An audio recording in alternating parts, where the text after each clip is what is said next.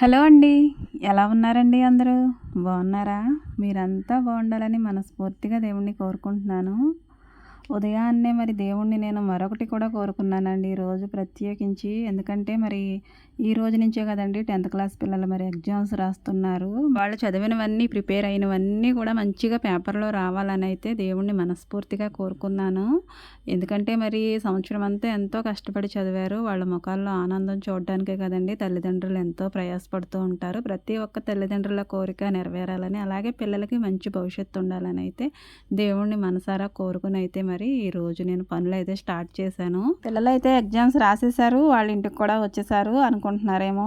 కానీ మరి ఉదయాన్నే ఎప్పుడో నేను ఇలా మరి కోరుకొని అయితే మరి వీడియో పెట్టాను. అంటే ఈరోజే మరి వీడియో తీసుకొని ఈరోజే మరి అప్లోడ్ చేసేసారు. వీడియో మీ వరకు వచ్చేసరికి అయితే మరి ఏ టైం అవుతుందో ఏమోనండి. మరి నాకు ఈరోజే తీసిన వీడియో ఈరోజు అప్లోడ్ చేయడం అంటే కాస్త కష్టమే, మరి లేట్ అవుతుంది. ఇక ఏదేమైనా మరి నా మనసులో ఉన్న కోరిక అయితే మరి పిల్లలందరూ కూడా మంచిగా ఎగ్జామ్స్ రాయాలి, మంచి మార్కులతోటి ప్రతి ఒక్కరూ కూడా ఉత్తీర్ణత సాధించాలని అయితే మనస్ఫూర్తిగా కోరుకుంటున్నాను. పిల్లలందరికీ కూడా బ్లెస్సింగ్స్ అయితే ఇచ్చాను నా తరపు నుంచి ఏముందండి, నేను దేవుడిని అయితే మనస్ఫూర్తిగా కోరుకున్నాను. అదేంటోనండి 10థ్ క్లాస్ పిల్లలు ఎగ్జామ్స్ రాసిన, ఇంటర్ పిల్లలు ఎగ్జామ్స్ రాసిన నాకైతే చాలా భయంగా అనిపిస్తుందండి. ఎందుకంటే ఒకప్పుడు అదే సిచ్యువేషన్ గుండా మరి వెళ్ళిన ప్రతి ఒక్కరూ కూడా మరి పిల్లలకి ఎగ్జామ్స్ జరుగుతూ ఉంటే కాస్త కలవరానికి గురవుతారండి. ఒకవేళ 10థ్ క్లాస్ పిల్లలు ఎవరైనా చదివే అమ్మ ఎవరైనా ఈ వీడియో చూడొచ్చేమో, వాళ్ళకి ఉపయోగపడొచ్చేమో అని అయితే ఒక చిన్న మాట అయితే చెప్తున్నాను నా తరపు నుంచి. అదేంటంటేనండి, పిల్లలు ఎగ్జామ్స్ రాస్తారు, ప్రతి ఒక్కటి కూడా చదువుకుంటారు, అన్నీ గుర్తుంటాయి. కానీ క్వశ్చన్ పేపర్లో అయితే ఒక్కొక్కసారి ప్రశ్నలన్నీ కూడా మార్చి మార్చి ఇవ్వడం జరుగుతుంది. మనం చదివింది అక్కడ ఉన్నది ఒకటే అయినా కానీ క్వశ్చన్ మరి వేరేగా ఉన్నదని ఆన్సర్ అది కాదేమో అని అయితే కన్ఫ్యూజన్ అవుతూ ఉంటారు పిల్లలు. ఒకటికి 2 సార్లు చదువుకుంటే దాని ఆన్సర్ ఏంటనేది ఖచ్చితంగా అర్థమైపోతుంది. మనల్ని కన్ఫ్యూజ్ చేయడానికి అక్కడ ప్రశ్నలు అయితే ఒక్కొక్కసారి మార్చేసి అయితే ఇవ్వడం జరుగుతుంది. ప్లీజ్ పిల్లలకి చెప్తారని అయితే ఈ మాట చెప్పాను. ఇంకొక విషయం ఏంటంటే, అన్నీ మనకు వచ్చేసినవి ఉన్నా కానండి టైం 2:30 గంటల్లో మరి 100 మార్కులు కూడా మనం ఆన్సర్ చేయాలి కాబట్టి టైం అయితే అస్సలు కుదరదండి. ఎంత మనం ఫాస్ట్గా రాసినా కానీ టైం అనేది సేవ్ చేసుకోవడం చాలా కష్టం. ఎగ్జామ్స్ రాస్తున్నంతసేపు కూడా దృష్టి ఎంత దాని మీద పెట్టి రాసినా కానీ టైం అసలు మనకి తక్కువగానే ఉంటుంది. ముందు చిన్న మార్కులు అంటే 5 మార్కులు 2 మార్కులు ఇవి ఉంటాయి కదండి, ఇవి అటెంప్ట్ చేసేసుకుంటే ఇంకా లాస్ట్లో మరి ఎస్ఐ క్వశ్చన్స్ ఉంటాయి కదండి, అవి కూడా మరి ఈజీగానే రాసేసుకోవచ్చు. ఇలా చేయడం వల్ల టైం సేవ్ అవుతుంది. అలాగే మార్కులు కూడా ఒకవేళ ఎస్ఐ క్వశ్చన్స్ రాయడానికి మనకు టైం సరిపోకపోతే ఆ చిన్న మార్కులు ప్రశ్నలు అనుకుంటాం కానండి, వాటిలో మనం స్కోరింగ్ ఎక్కువ చేసుకోవచ్చు అనేది నా అభిప్రాయం అండి. నాకు తెలిసిన విషయం చెప్పాను. ఇంకా మరి 10థ్ క్లాస్ పిల్లలు ఎగ్జామ్స్ రాస్తూ ఉంటే మరి పిల్లలకైతే మరి మిగతా వాళ్ళకి 9th నుంచి మరి ఫస్ట్ క్లాస్ వరకు ఉన్న పిల్లలందరికీ కూడా హాఫ్ డేస్ స్కూల్స్ ఉంటాయి కదండి. ఈ మార్చి నెల ఎప్పుడు వస్తుందా, హాఫ్ డేస్ ఎప్పుడు ఇస్తారా అని మా వాళ్ళైతే తెగ ఎదురు చూస్తారండి. ఇందులో ఏమి సంతోషం ఉంటుందో నాకు తెలియదు కానండి, ఈ రోజు ఎప్పుడు వస్తుందా అని మా పిల్లలు సమ్మర్ హాలిడేస్కి కూడా ఇంత హ్యాపీగా ఉండరండి. అంత హ్యాపీగా రెడీ అయిపోతారు వాళ్ళు. ఇక వాళ్ళ కోసం అయితే మరి ఇంకా ఎలాగో బాక్సులు అవి మరి రైస్ అది పెట్టను కాబట్టి టిఫినే పెడతాను. కొద్దిగా ఇంటి దగ్గర తింటారు, ఇంకా కొంచెం అయితే మరి బాక్స్లో పెట్టి అయితే స్కూల్కి పంపిస్తాను. ఇంకా ఎవరు నిద్ర ముందు లేస్తే వాళ్ళే మరి ఇక పొయ్యి దగ్గరికి వెళ్ళిపోయి నీళ్ళు వాళ్ళకి వాళ్ళే తోడేసుకుంటారు, చక్కగా రెడీ అయిపోతారండి. మా పెద్దమ్మాయి వంతిక తను మరి నీళ్ళు అయితే తోడేసుకుంటుంది, బాతింగ్కి రెడీ అయిపోయింది. ఇది చిన్నపిల్లనైతే మరి ఈ బోన్లో పెట్టేసామండి, నైట్ అంతా కూడా అక్కడే పడుకుంది.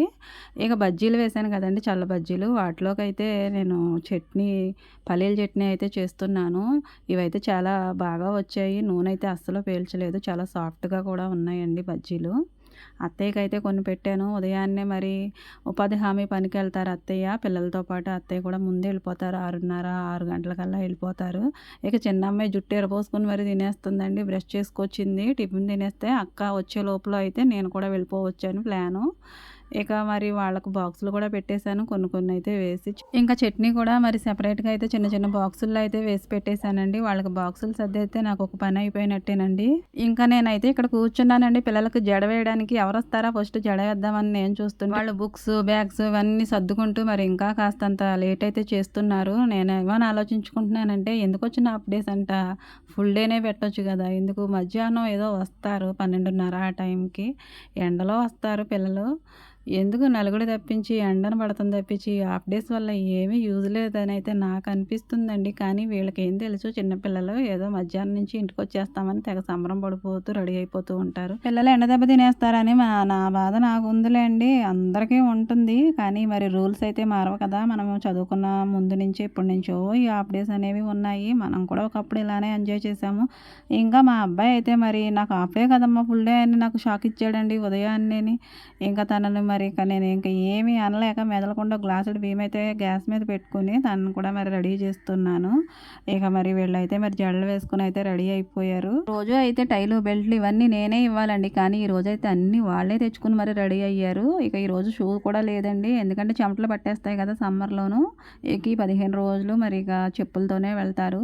వెళ్ళే ముందు అయితే చిన్నగా ప్రేయర్ అయితే చేస్తానండి. 10th క్లాస్ అన్నయ్యోళ్ళు అక్కాళ్ళు మరి ఎగ్జామ్స్ రాస్తున్నారు కదమ్మా, వాళ్ళ గురించి కూడా ప్రేయర్ చేయండి అని చెప్పాను. వాళ్ళైతే స్కూల్కి వెళ్ళిపోయారండి. బాబుకి అయితే మరి ఎగ్ రైస్ అయితే రెడీ చేసి అయితే ఫ్యాన్ గాలిలో అలా పెట్టాను కాసేపు.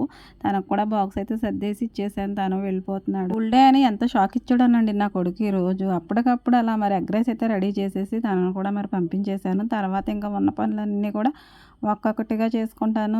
12:30 ఆ టైంకి వాళ్ళు వచ్చేటప్పటికైతే నా పనులన్నీ కూడా అయిపోవాలండి. లేదంటే ఒక్క పని కూడా అవ్వనివ్వరు.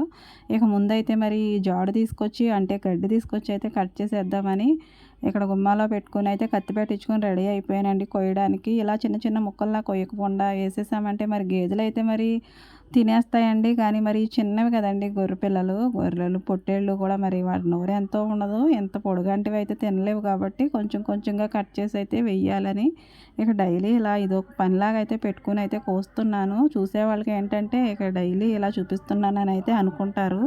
మరి నేను చేసుకున్న పనులతోనే కదండీ వీడియోస్ చేసుకుంటూ మరి రోజు మీతో మాట్లాడుతున్నాను. ఇక గడ్డి అయితే మొత్తం కోసేసాను. ఇక సంచిలోకి పెట్టేసుకొని కొంచెం కొంచెంగా అయితే వేస్తాను. ఇంకా గిన్నెలు ఇక్కడ పెట్టుకుని అయితే గిన్నెలు తోమేద్దామని రెడీ అయిపోయానండి. కానీ మరి గొర్రెపిల్లకైతే పాలు కాచాను, చల్లారుతున్నాయి. ఆ సంగతి మర్చిపోయి అయితే మరి గడ్డి కోసేసాను. గిన్నెలు కూడా తోమేయాలని అక్కడ పెట్టుకునేసరికి ఇదో ఆరాట పడిపోతుందని దీనికి కూడా పాలు పట్టించేస్తే ఒక పని అయిపోద్ది. ఇక దీనికి పాలు పోస్తున్నానండి. పాలు చిన్నప్పుడైతే తాగడానికి చాలా ఇబ్బంది పడిపోయేది. ఇప్పుడు దానికి తాగడం వచ్చేసింది కాబట్టి అసలు మీద పడిపోయి డబ్బాలో పోయినివ్వట్లేదండి. ఒక్కోసారి ఒలకపోసేస్తుంది. దాని పొట్ట కూడా నిండబెట్టేశానండి. ఇక గిన్నెలన్నీ కూడా ఇక్కడ తెచ్చుకొని అయితే వేసేసుకున్నాను. అత్తయ్య గారు పొద్దున్నే వెళ్ళిపోతున్నారు కాబట్టి ఇక రాత్రి గిన్నెలు ఇప్పుడు గిన్నెలు కూడా నేనే ఇక తోమేసుకుంటాను.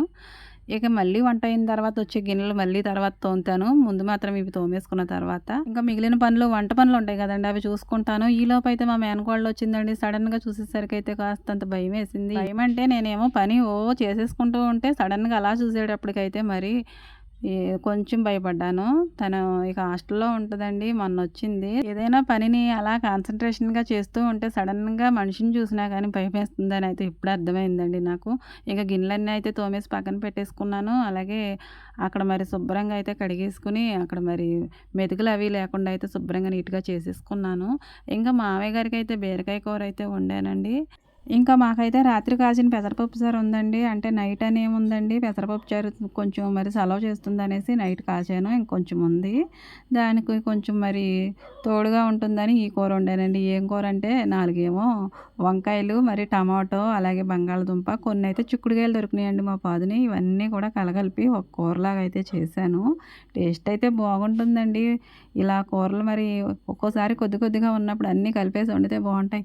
అవి కాంబినేషన్ కుదిరితేనే వండుతానండి. ఏది పడితే అదైతే వెయ్యను.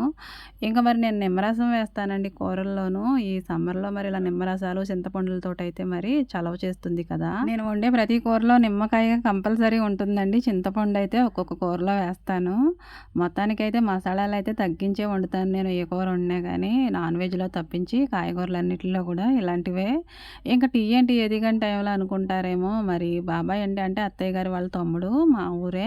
ఇంకా పిల్లల కోసం మా కోసం అయితే డైలీ మరి కుదిరినప్పుడల్లా ఇలా వస్తూ ఉంటారు. ఇంకా మరి కూర కూడా వండేసాను కదా, పని అయిపోయింది అనేసి బట్టలైతే నానబెట్టుకుని అవి ఉతికేసుకుంటున్నానండి. సడన్గా గుర్తొచ్చింది అన్నం వండలేదని. బాబుకైతే పొద్దున్న ఒక గ్లాసుడు బియ్యం వండాను. కానీ మరి మాకు కూడా కావాలి కదండి. అప్పటికప్పుడు మళ్ళీ బియ్యం అయితే కడిగైతే గ్యాస్ మీద అలా పెట్టి ఇంకా నేను మరి బట్టలైతే జాడించేసుకున్నాను. అవి కూడా ఆరేసేసుకునే లోపైతే అన్నం ఉడుకుతుంది కదా అని ఈ పని చేసుకోవడానికి ఇక బట్టలన్నీ కూడా బకెట్లో వేసుకొని అయితే ఆరబెట్టేసుకుంటున్నాను ఒక్కొక్కటి.